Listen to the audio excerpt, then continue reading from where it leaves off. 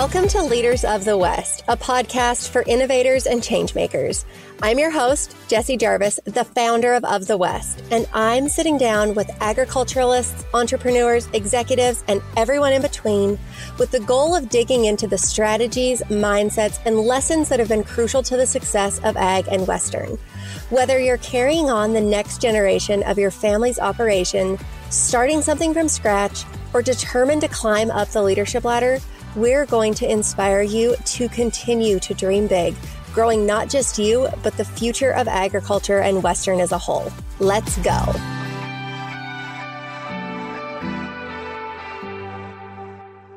We all love a success story, so I am sharing a job seeker success from Of the West. You guys know how much I love getting your feedback about using the platform, and knowing that we've helped provide the connection point for a job seeker and employer is incredibly cool. So here it goes. After spending 4 months scouring various online career platforms, chat rooms, websites, and seeking the right path, I stumbled upon Of the West. It really was a breath of fresh air. Finally, a website devoted to agricultural professions with clear job descriptions and an easy-to-use format. I was able to find the perfect fit for my passion and skill set. We're now 2 months in, and I can't imagine doing anything else. That was sent in by Lane Hale, who is the bull lease manager for 100th Meridian Ranching. If you guys are looking for a new job, or someone you know is looking for a new job, you've got to have Of the West on your radar. There's no place out there that has a wider variety of jobs in the Western industry than we do, and new jobs are added every single day. It's free to create an account, and that gives you the opportunity to add your resume into our resume database, create job alerts for specific positions and companies who are hiring, and so much more. You can go to ofthewest.co, and in the top right corner, click register to get started. That's ofthewest.co, top right corner, click register. You are off to the races. Today, we are sitting down with Judy Wagner. Chances are you've heard of her. She served for a number of years as the Chief Marketing Officer for Montana Silversmiths. She is currently their brand and Western lifestyle advocator. And what I will say about Judy is I am very lucky to call her a friend, but I would also consider her to be a personal mentor of mine. And I will also say, while there's no statistic that I can base this off of, she has to be probably the most decorated woman in the Western industry when it comes to business. She has won a number of different awards. She is in the Miss Rodeo America Hall of Fame. She is Western Horseman's first ever Women of the West. She's in the Montana Pro Rodeo Hall and Wall of Fame. She is, when I actually got to talk with her a little bit about this off air, but she is the true definition of an all-around cowgirl. And what I mean by that is obviously in an arena, we know what that means. It's the woman who can enter a variety of different events and do well at all of them versus being somebody who is really, really good, but only at one event. And she is an all-around cowgirl in life. She has amazing friend and family relationships, and she is great in business, and she is just as talented in the boardroom as she is on the back of a horse. And the genuine nature of Judy and just her kindness and her compassion, it is no wonder that she is as well respected in our industry by both men and women as she is. I'm very, very grateful that she said yes to sitting down and sharing her story with us today. So without further ado, here is my good friend, Judy Wagner. Today we have the one and only Judy Wagner. Judy, you are somebody who I have looked up to for a very long time. And I know I'm not the only person who has ever said that. I am one of probably hundreds. So I'm really looking forward to this conversation and just getting to share more of you and your wisdom and your ability to be such a mentor for people. So before we get started, let's kind of kick things off and have you tell us a little bit about yourself, how you created a rope company, how you've built such an incredible career at Montana Silversmith, where you're at now. Give us all the details of how Judy Wagner came to be. Oh, thank you. And thank you for the nice compliment, but it goes back to you as well, ladies. So congratulations on everything that you're doing out there with and for a lot of the industry. So thank you so much. As for myself, I'm a real life Avon lady. I grew up in Avon, Montana, and I often make jokes about that, but I'm pretty proud of that. I'm from a very large family. There were 8 brothers and sisters. And I'm very thankful for all of those experiences, I guess. In there, I somehow became a storyteller, and I love telling stories as a young girl on the ranch. I remember making up names for horses and dogs we had Ace, who was a spotted dog, and I had Sunfish and a horse that liked to prance, and just made up things all the time. So maybe that was foretelling a little bit of where I was going to be heading. On the ranch is really where I learned what I use for my marketing, and that I call it ranch grown logic. It's like not rocket science, but you learn through what you do on the ranch what's really important. And for instance, the best way to explain it is the cows don't know it's Christmas. And if you're a little kid and you're waiting for your Christmas presents, you know that you have to feed first, right? It's just really a strong work ethic, and, you learn how to work hard and play hard. And I'm very, very thankful for that. I did a lot of 4-H, and kudos to 4-H and FFA out there. It teaches a lot on responsibility and leadership and just getting to know real life experiences, if you will, on that. And so I'm thankful for that. And it actually led me into, when I went off to college, I really didn't want to be a teacher. I didn't want to be a nurse. I really didn't know what I wanted, but I knew 4-H. So I became a county extension agent after I graduated. And that's what I did for a period of time until my husband and I, who was in the Western industry, sells for many major brands and still does today out there, said, "Oh, why doesn't Judy just start a rope company?" I go, "Yeah, why don't I start a rope company?" So I did. And that was kind of a joke in a way, because at that time, my husband and I were putting on a bunch of team ropings.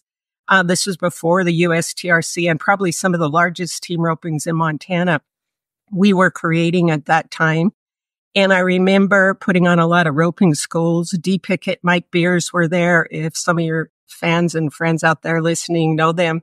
I remember both of them asked me one time, like, "Why are you roping with a 7/16 scant?" But I grew up in this ranch. I didn't really know that there was other things you could rope with. And about 1 year later, we were riding around the arena again, and they go, "So what are you doing, Judy?" And I go, "I'm going to start a rope company." And they go, "What? You're going to start a rope company?"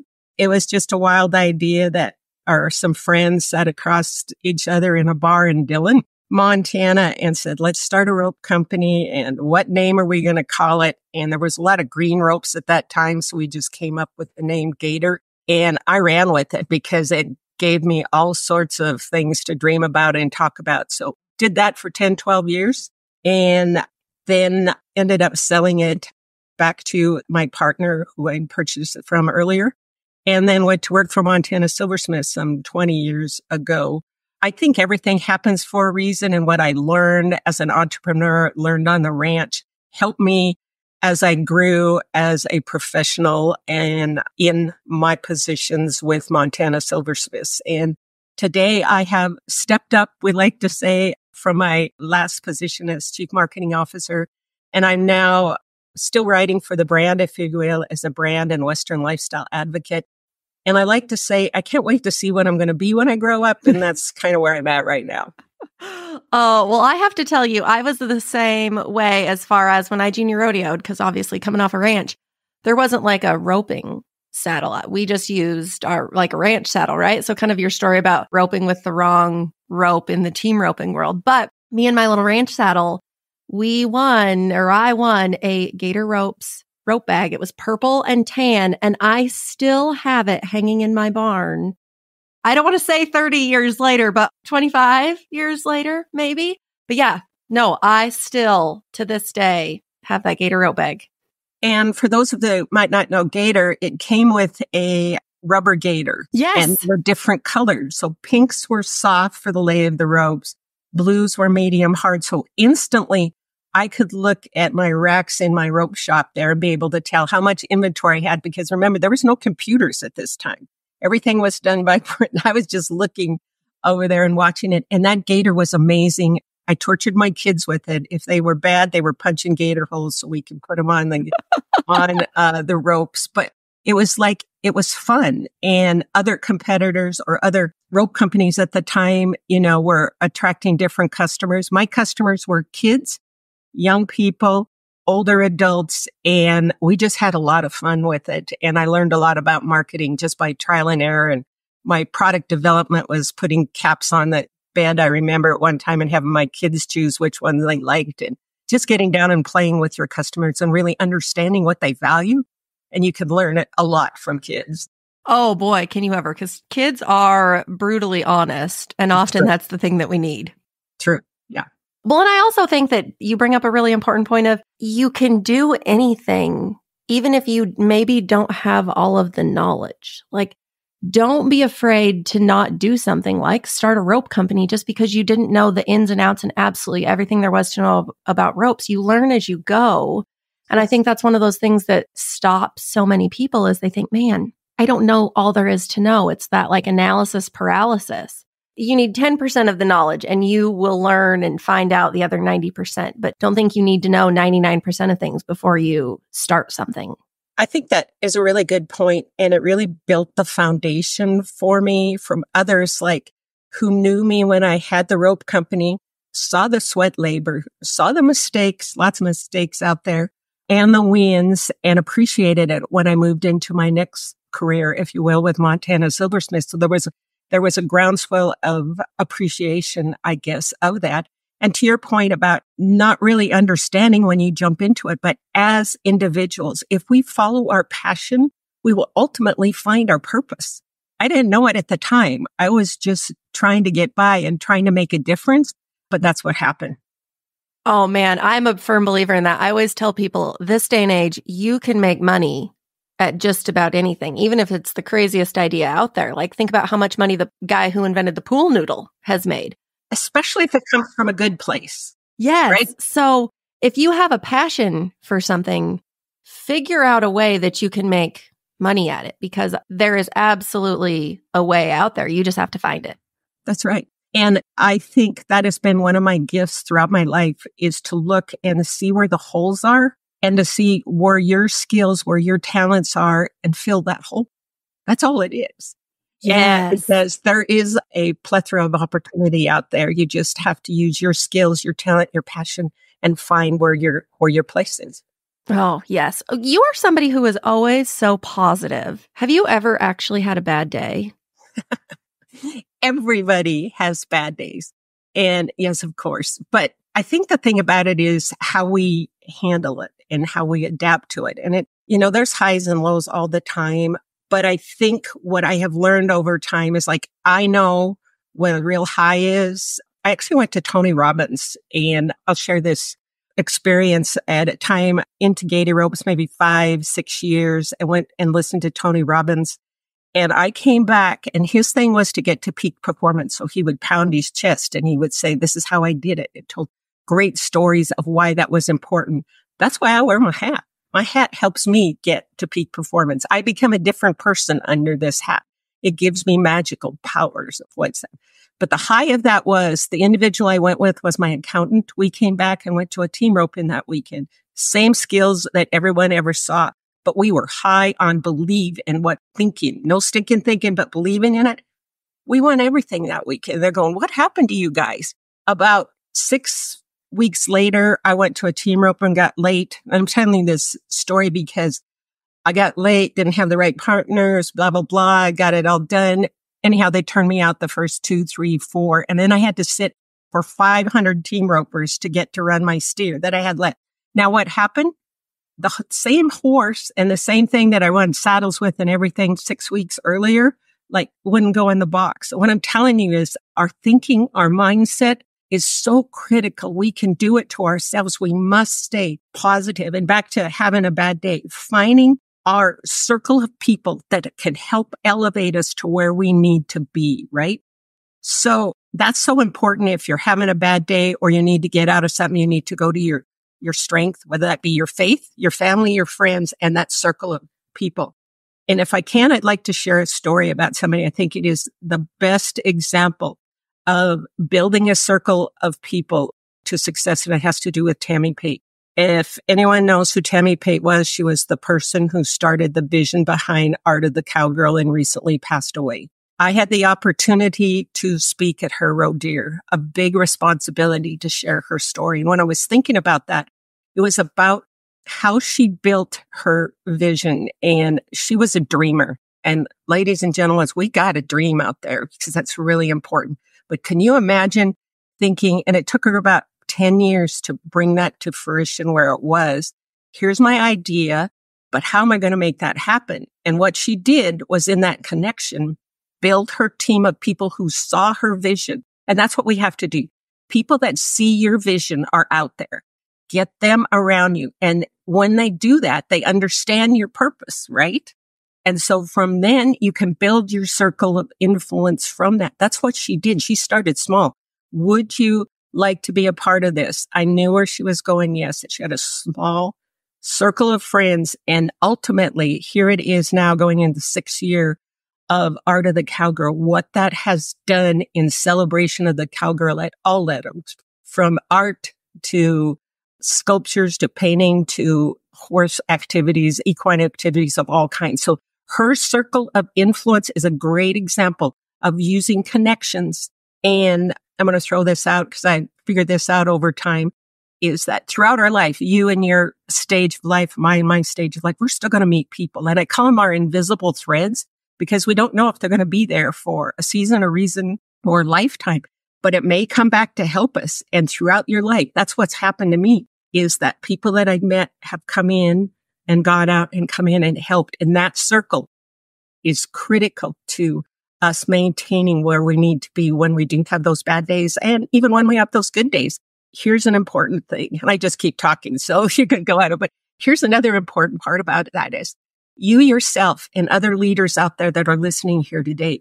The flip side of it is you have to take care of yourself as well. You have to feed your pool so that you need people that you can go to when others are taking from you, Jesse, or taking from me. We have to be able to fill that up so that when they're there, we can help them. So that's why that's so important, so that you don't have the bad days, is because maybe everybody's got it out of you right then. So you have to fill yourself up so that you can keep doing it.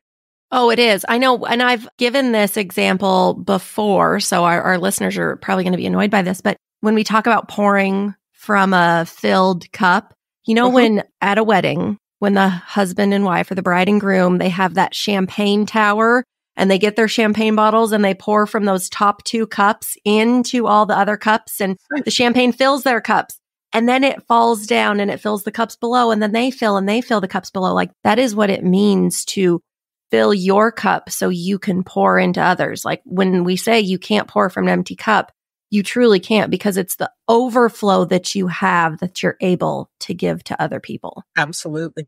And you're also spot on when it comes to not everybody is going to believe in your vision or your thing. And that's okay.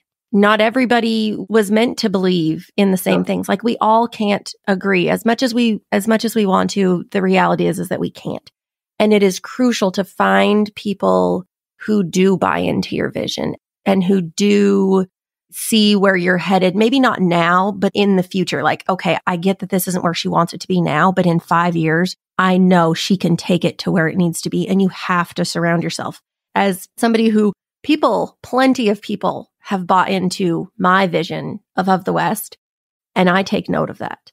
And I know if somebody has bought into my vision, I am damn sure going to buy into theirs, because what they have given me, I want to give that back to them. What they've poured into my cup, I am just holding it there so that I can volley that back to them and pour into them when they need it. But if somebody has believed in you, if somebody has seen your vision, you do owe it to them to see it in their vision as well. That's the secret of success, Jesse. Yes. Oh. Sharing of yourself when you touch other people's lives and keep that circle going, I guess. So that's beautiful. I'm going to also say, I'm glad you brought Tammy up, because when you first started giving your introduction and you mentioned that you were raised on a ranch in Montana, I thought to myself, holy cow, there must be something special about women raised on ranches in Montana, because I think of you, I think of Tammy Pate, I think of Billy Bray. You guys, some of the most capable, well-respected women who have done the most in life. I don't know what it is about Montana ranch women, but I have a massive respect. You guys are a little bit different than all other ranch women out there. I know I'm probably going to offend everybody else in all 49 other states, but there is something special about Montana ranch women. That's very nice of you to say, and I take that compliment. Thank you. It's the first 2 weeks of a brand new quarter, which can only mean one thing. Be a Maker School is open for enrollment. So what exactly is Be a Maker School? It's an online course platform specifically for Western trades. You can learn from home and at your own pace and join a community of makers and entrepreneurs who can support you as you build skills and confidence in your newfound hobby or career. Be a Maker School offers courses in equine photography, cinch making, rawhide and leather braiding, silversmithing and engraving, leatherwork and tooling, and then there's also a business course called The Business of Making, where I am one of the instructors. That course specifically details all of the business aspects behind being a maker. Different sales channels, shipping, marketing, website, branding, email correspondence, goal setting, and a number of other topics. As I mentioned earlier, Be a Maker School is only open for enrollment for the first 2 weeks of every quarter. So if you're interested now, it's definitely worth checking out. Otherwise, you have to wait another 3 months. You can grab all of the info at beamaker.school. Again, that website is beamaker.school. I can't wait to hear how you have inspired and fostered the maker that is inside of you.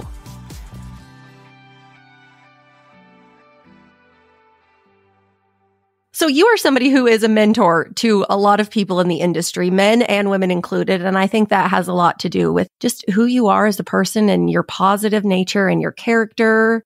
Have you always had a willingness to help people, or is that something that you have kind of naturally developed as people have helped you and as you've walked in your career?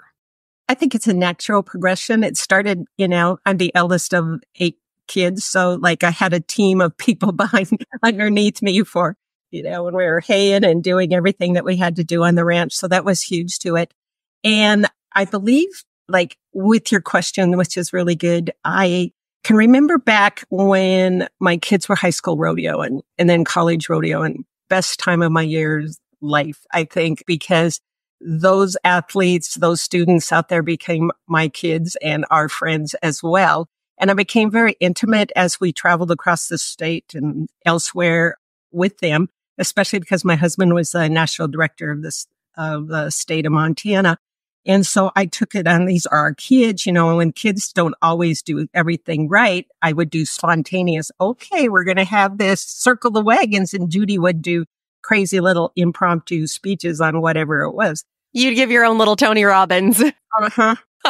And one of them was at the state high school rodeo in Miles City one year, and the kids just weren't doing it. And Kenny Rogers had a song out there back then, I didn't know I could pitch like that. And I had a baseball cap on and I would boombox in because that's what they had. And I put that in there going, what is your mom doing now? And so I went out there and I made posters that whole weekend, and I don't know, just got them all pumped up about what they could do. 30 some years later, 20 years, whatever it is now, I still have those students remember that. I actually had one of them ask me last week if he could use that in a motivational speech he's given to 8th and 9th graders. So the impact of what we do counts. You could see it in their faces. You could see it in their actions and how they competed. I have to say the barrel race in that weekend was electric. And that's kind of what we want, like pushing each other to do better. And so from that, as I went through my careers, it was just me telling stories, me trying to get into a personal level to help someone else up, to your point. And that's how it evolved, just telling stories. So you've always kind of been a natural cheerleader. Yeah, I guess you could say that. Yeah, especially with 7 brothers and sisters, you have to keep them all in line. So that was kind of Yeah, especially as the oldest. That's right? A lot of work. Yes. So that's how it all started. And to your point, like filling my cup or whatever, when you do that and you see it, a light in their eye, you see something from it, you get more. I received more than I've ever given. So such a blessing. No, I do think that. And I also say when it comes to figuring out like what fills your cup up, I will say for whatever reason, and I don't know, maybe I'm alone in this, or maybe this is a common thing for a lot of people.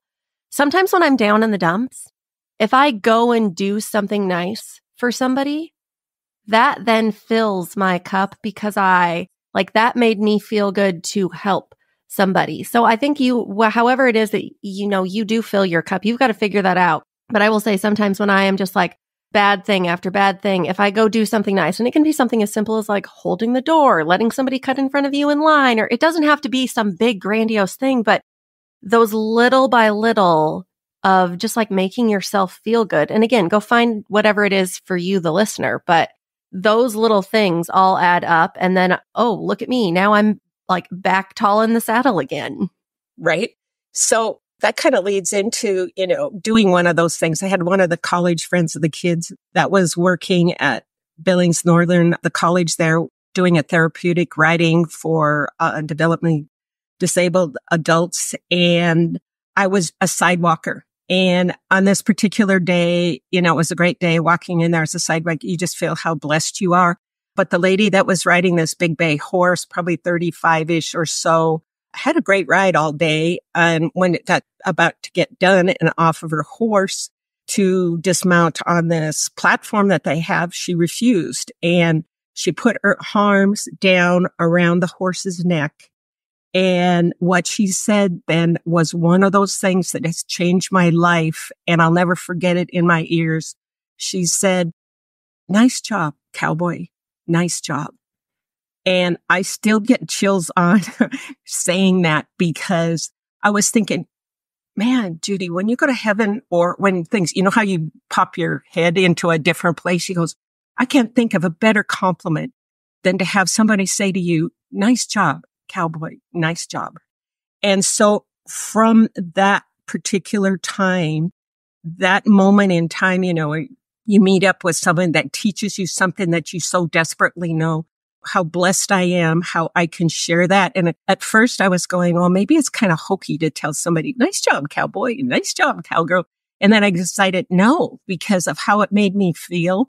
I wanted to be able to share that with others, no matter what it was. So I just started dropping it out there as my highest compliment. And it's kind of resonating. People are kind of liking it, but I wanted to share that with you, because we have what I call divine appointments, people that we run into, situations that we get into that teach us. And if we're open and receptive, we can use that in our own life to help better things, but we have to be paying attention.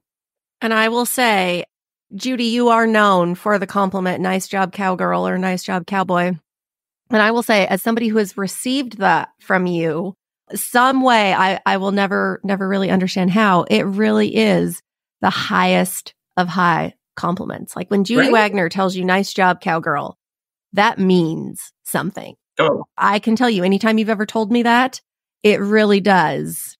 Like, wow, I am on the right track. I am doing good things. I am like, it really is the best of the best.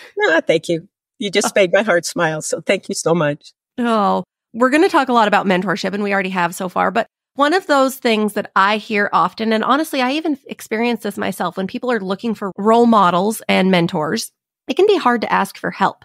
Because for me specifically, I feel guilty, right? If I'm getting something from you by asking you for your wisdom or your knowledge, you're not necessarily getting anything in return from me. And nobody really likes to ask for help, because we do like to be 50-50. If I give you something, you're going to give me, and we're going to be even. Nobody wants to feel like they've been given something and then haven't been able to give anything back.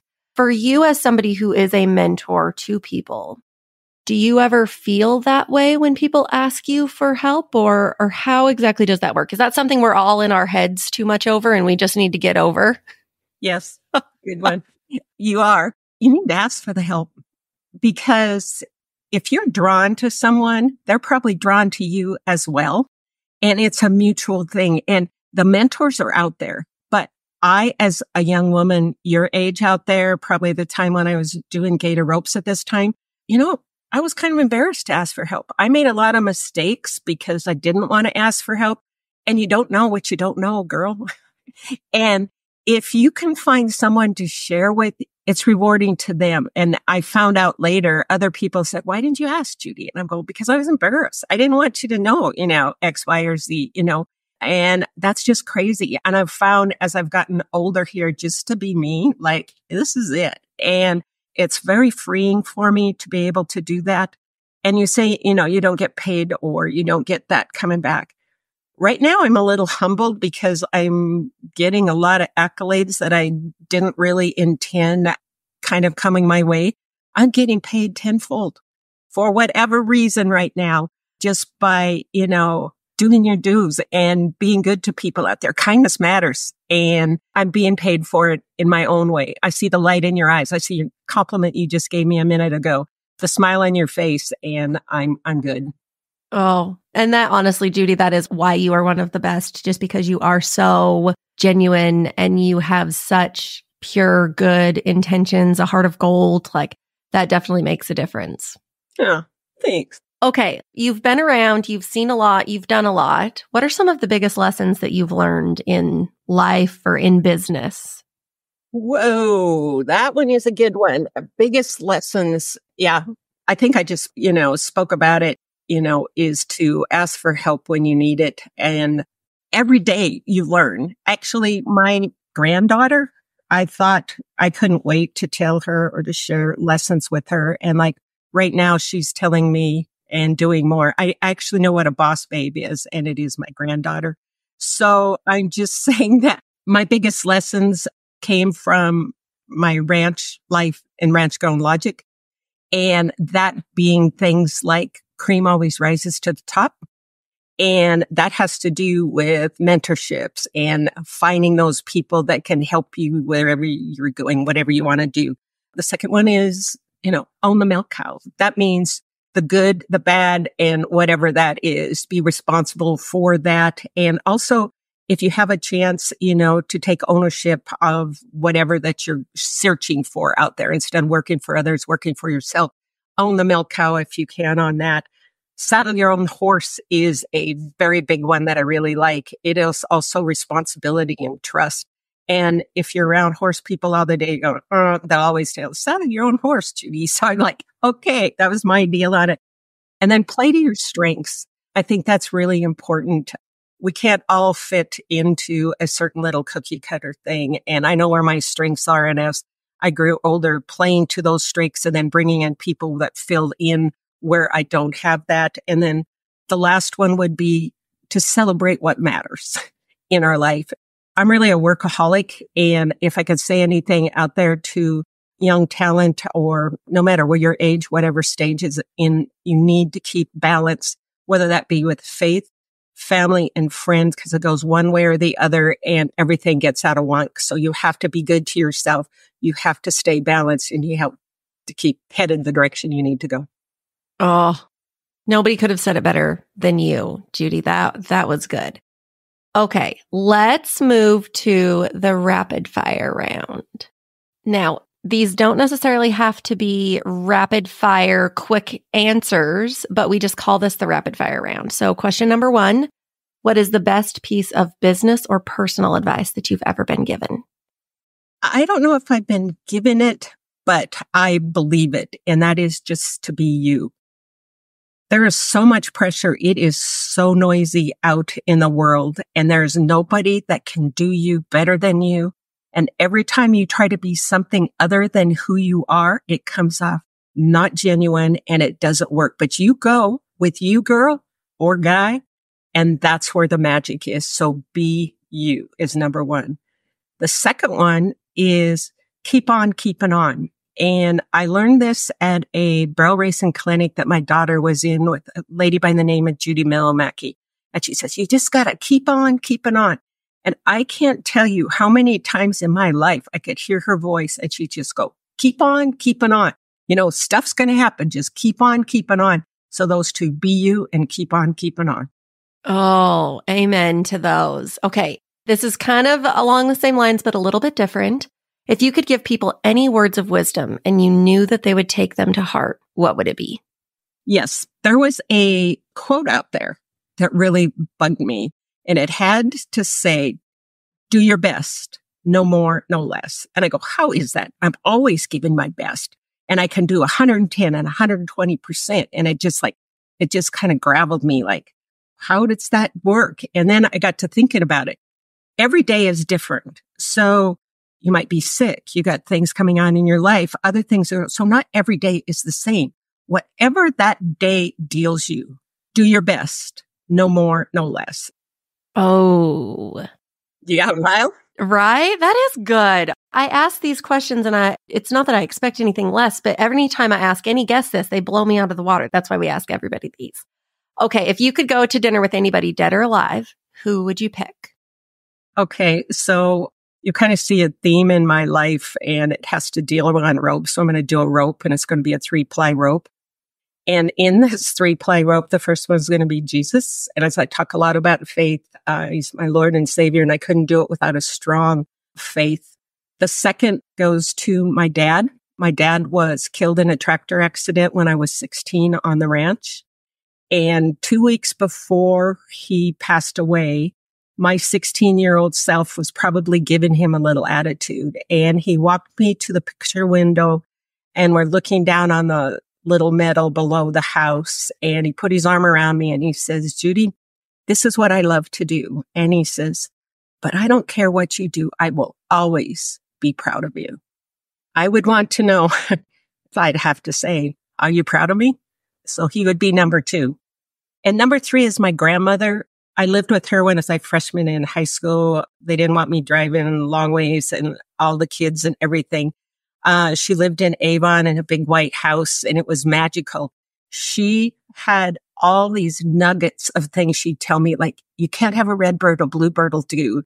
Meaning, they're both beautiful. You decide where it's going to go. Or never wish your life away, Judy. When I said, I wish I didn't have to do that. She goes, never wish your life away. I really have channeled my grandmother more in my life than anyone else. I had an opportunity to speak in front of or to be on Evine, a home shopping network, for 2 years. They have over 80 million viewers. I'd never been on TV before. I was selling a lot of inventory that went there, a lot of responsibility, and talk about going back to things. I went down on my knees and I prayed. And everything that came out of my mouth was my grandmother as I was talking about products there. And from then on, I just knew that there is this synergy that people really do make a difference. And what people tell us really does affect who we are, and what we do. Oh, I love that answer. And I think you're right. A rope of 3 strands is not easily broken. I believe there's a Bible verse that says that. So I think that is the perfect answer. I like that. We've given a lot of quotes, but I know you've got another one in you. What is one quote that you lead your life by? I have it in my deal. It's like a short rope, a sweet smile, and a hot brand. Gladiator, Montana. It was a quote in one of her books out there. And it really has to do, with, keeping things tight and not letting things get out of whack out there for us. Being kind, sweet smile. I'm going to use that when I can. I'm going to use humor in there. I'm going to take whatever it takes to do that. And a hot brand, it's all about branding ourselves as people, as businesses, as corporations, whatever it is. So it's those things. Oh. Short rope, sweet smile, hot brand. That's a good one. That's a really good one. Okay, last question. Let's talk about favorite things. Do you have a favorite podcast, book, product, like a service of some kind that you think more people should know about that's changed your life in some way? Yes, I do. I used to love it when there was podcasts and all of that. First of all, super beneficial. So thank you for what you're doing and thank you for what others are doing out there with podcasts and just helping us all learn. But also for me, as I traveled over my career, loving to go into bookstores. And it was always like a book. I walk through a store and say, what am I supposed to learn? And there's always one thing that you will learn out of something, that Tyler Magnus said once in a roping school we were at. He said, it's the smallest thing that can make the biggest difference, right?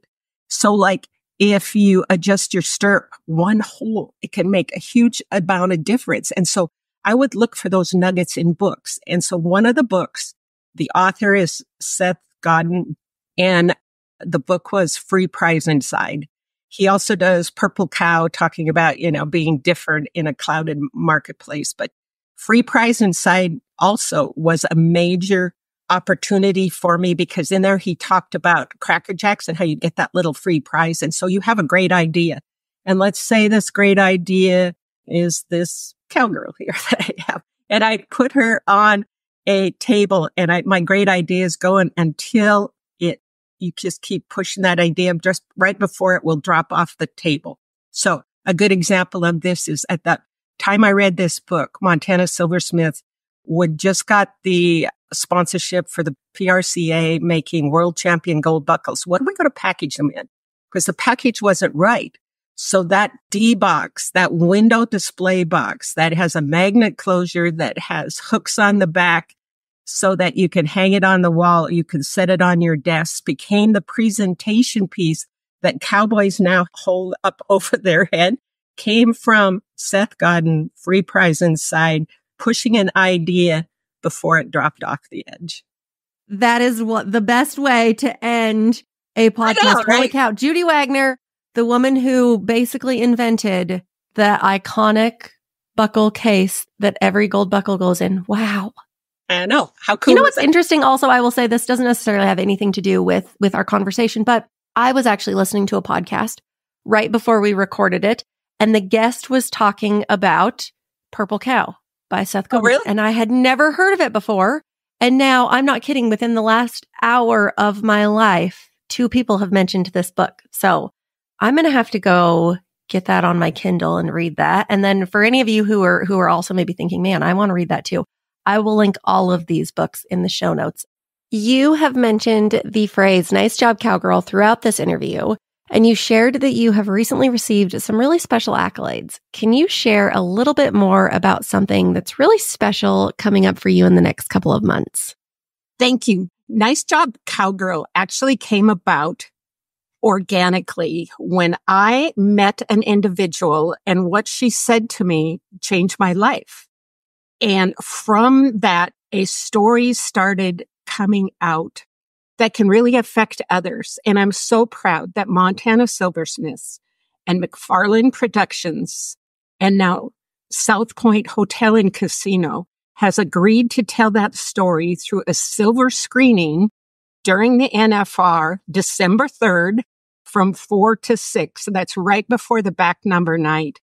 But in this story, we're able to share how each one of us can affect other individuals. I like to think, never underestimate the power of planting a seed. So hopefully it is very inspirational, motivational. It's told through my story, but that can be shared to others and how you affect people in such magical ways. In addition, there'll be a couple of extra special things happening at the event at the end of it. So truly, it's open to anybody who's at South Point, who's there for the NFR. And it really is my story, but how the threads of life kind of tie us all together. And what we say and what we do really does affect people, even if you don't know it. Oh, the documentary of Judy Wagner, there is no cooler film that anybody would ever want to watch. And for those of you who are not going to be in Vegas, and you are still going to want to be able to watch Nice Job, Cowgirl, you will be able to. It will be streamed after NFR, and I'll make sure that we include those details as we find them out as well. But Judy, thank you so much for taking time to hang out with us today and sharing yourself and your knowledge and just your love of the industry. You are one in a million, and our world is so lucky to have you in it. Oh, thank you so much. And thank you, Jessie. You are the same. I can see your light coming out of you and what you say and what you do, and appreciate you so much. Oh, well, as always, you guys, we will be back here next week. So don't forget to listen. And if you, Judy, I guess, where can people follow you online? That's a good question. I'm at Judy Wagner and Ranch Grown Logic on Instagram, and I'm mostly on Facebook, and I drop a lot on Twitter. Okay. It's my mind dropping. So I told my family, if you ever want to know what your mom's thinking, go to Twitter. Perfect. Well, thank you so much, Judy. I so appreciate you. This was great. And for those of you who are listening, I hope you have a wonderful rest of your day.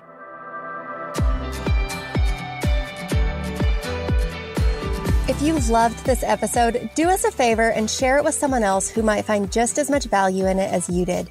We're on a mission to continue to grow and strengthen the future of agriculture and Western industries, and you spreading the word helps us make more of a positive impact. It also makes a big difference when you take a minute to go rate and review the show. We can't thank you enough for listening, for sharing, and for loving Ag and Western as much as we do. We'll see you back here for our next episode.